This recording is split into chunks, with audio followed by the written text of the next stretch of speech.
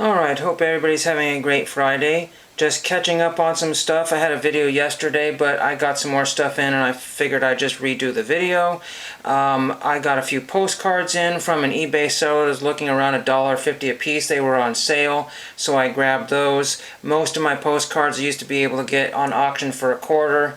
Or sometimes even less than that, and then up to $1. Now they're looking at $1 to $3 a piece, and I get outbid on almost every single one. And then my favorite place that used to sell postcards for 25 cents all day long, this is their old building there, and why are they in the newspapers? Because it's now a yoga studio, so I don't need yoga, that's for certain. I mean, I don't want yoga, that's all, so whatever.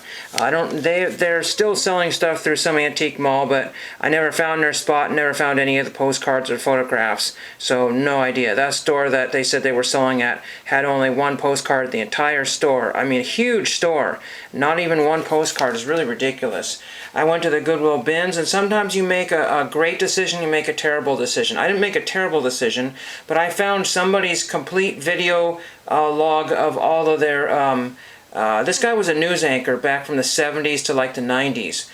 He was a former news director of WROV, former news reporter at WDBJ7, I think, former business news reporter at WBTV. I think that was in Charlotte, North Carolina. Former news reporter at K2 News. K2 is in Oregon. That's a Portland station.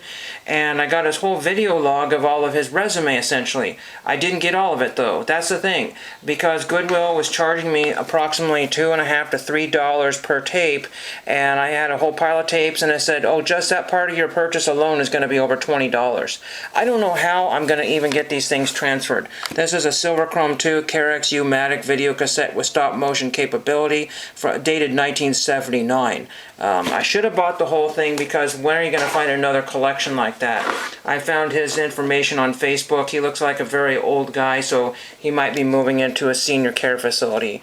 Here's a report from WBTV Channel 3 Charlotte from 1987. I don't know how to get these U-Matic tapes transferred. It's really unfortunate. And Goodwill has this weird policy where they discount a lot of things. They discount electronics. They discount glassware, and they have individual prices on DVDs and CDs, but they don't have prices on VCR tapes, essentially, or laser discs or anything else. And a laser disc might be considered as record price at $1.29. If these had a set price, I know what I'm getting into, and then I say sure. But you're going up to the counter and you're like, surprise, surprise! $23 or $25 or whatever. It doesn't seem like a lot of money. But, you know, when you're shopping at the bins and you're already $25, they could have reminded me that there was a 99-cent or whatever the discount is for buying X amount of weight. And I said, well, sure, I'll buy a few more things. I could buy some supplies for my... for other things. And there's a tape in this one, WDBG failed tape. So these are 101s. And I want to tell you 100% that I was the only one grabbing these. Everybody's like, what the heck are these?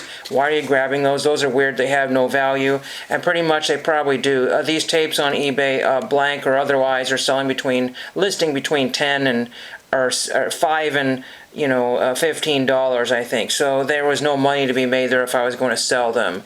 But if anybody I just was going to keep the guy's name private. And there's another one here, his resume tape here. You won't be able to read that. It's pretty messy there, but and this is from 1981. And I guarantee you that they went in the trash. That's the place that says, you know what, if you don't want to pay our stupid prices, we'll throw it in the trash. The clerks want to work with you, but the higher-ups have this strict pricing structure, and people are just like, nah, They do shoes by weight, too. So, I mean, if shoes were always $2 a pair or $3 a pair, people know what they're getting into. One guy... grabbed some shoes, put them at the register, and they were $4.38. He said, nah, threw them back. Probably didn't have a lot of money. This is the last chance saloon, if you don't...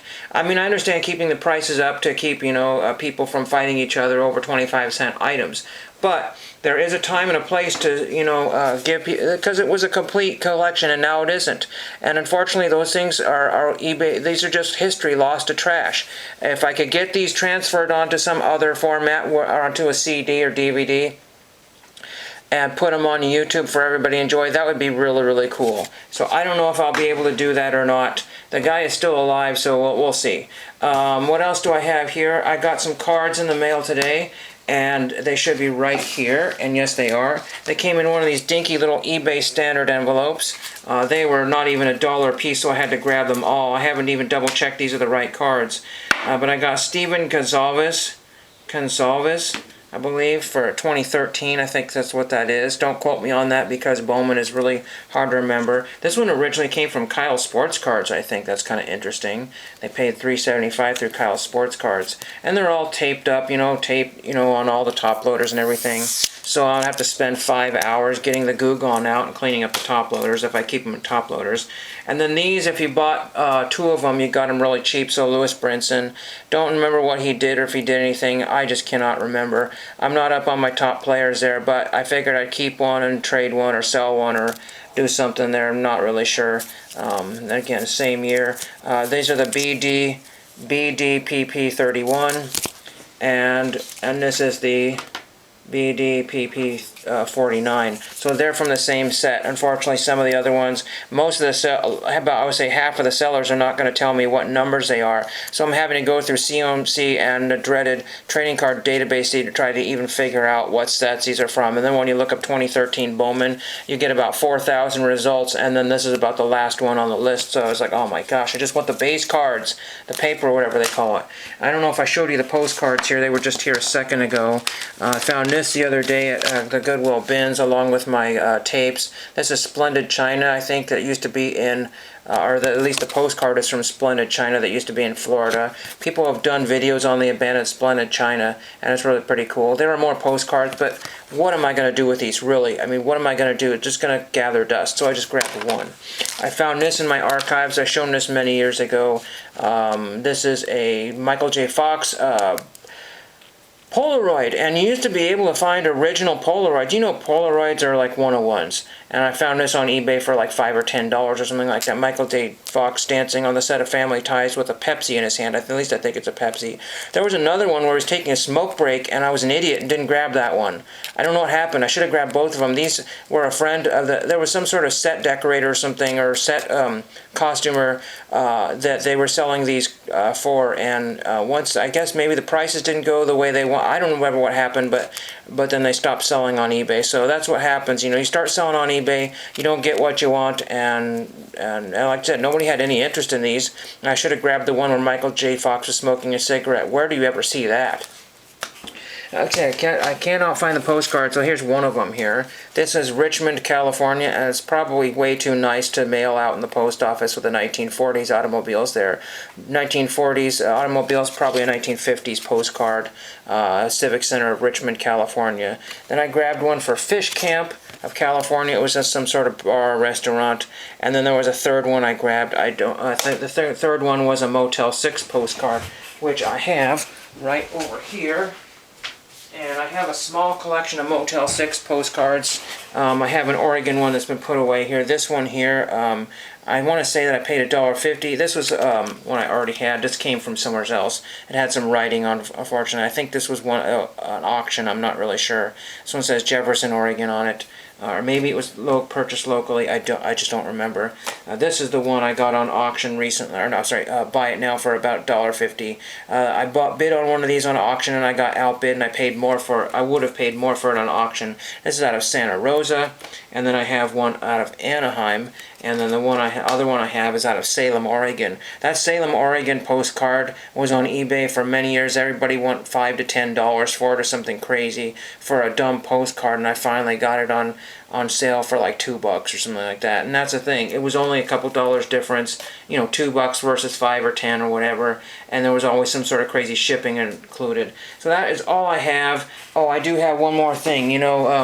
Everybody's heard about that $600 Kate Bush tape. Actually, none of my friends in music have even know about it. They had not even heard of that. Nobody I talked to, hey, you hear about that $600 Kate Bush tape from Stranger Things or whatever it is, Running Up the Hill? And so cassette players are flying off the shelves if you can even find them. I found this one. It's a Vextra, but it's got a weird sound every time you play it. You move it and it stops doing that, but then it starts to go back again. You got to move it again and figure. So I need to get another one. This was figure this one out. These dumb tapes cost me more than a cassette player at the bins. This was like probably only 50 cents for this cassette player, if that, maybe even a quarter, because it's 69 cents a pound. These things were like something like 3 pounds or something ridiculous. So I mean, it's just, I have no idea what it's not fair. It doesn't seem fair, you know. High prices at everybody else, and you don't get breaks. In fact, my fabulous computer chair that I just got is now falling apart. So now I got to figure out how to fix the legs on an antique wooden chair. You know, again, a lot of things you buy you have to replace all the time. And I just saw, speaking of replacing things, Ed Weskergriff and Mike O just posted a video on some slabs that they had come back from something ridiculous like 2020. I would hate to have to replace those autographs, especially if some of the guys have since deceased or they don't no longer sign. That would be crazy. I'd be livid if I had to wait 2 or 3 years for autographs, you know, just to say that they're authentic.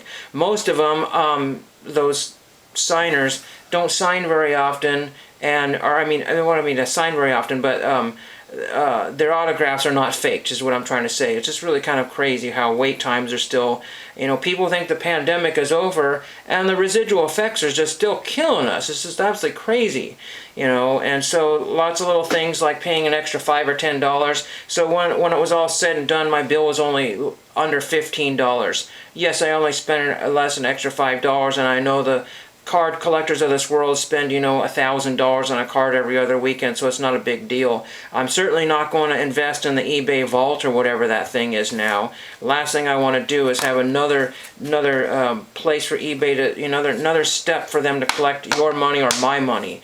It's just, you know, it's just becoming a fee country. Not a free country, but a fee country. So I think it's time for my lunch right now. I'm going to enjoy that, and I hope you got some fun out of this. One of these days I'll try to show off this lot here a long time ago. These are all celebrity negatives. I know I touched them a little bit, but just hundreds of strips of negatives of all kinds of celebrities.